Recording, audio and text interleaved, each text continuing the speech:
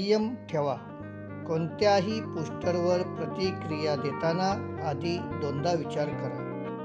अभिव्यक्तीला सन्मान द्या. प्रत्येकाची मते वेगळी असतात, म्हणून आदराने बोला. खोटी माहिती पसरवू नका. कुठलीही बातमी शेअर करण्याआधी त्याची खातरजमा करा. सायबर बुलिंग टाळा. कोणावरही विनाकारण टीका करणे चुकीचे आहे. स्वतःची गोपनीयता जपा. तुमची वैयक्तिक माहिती सुरक्षित ठेवा. जबाबदारीने सोशल मीडियाचा वापर केल्यास डिजिटल जग आणखी सुरक्षित आणि सुंदर होईल.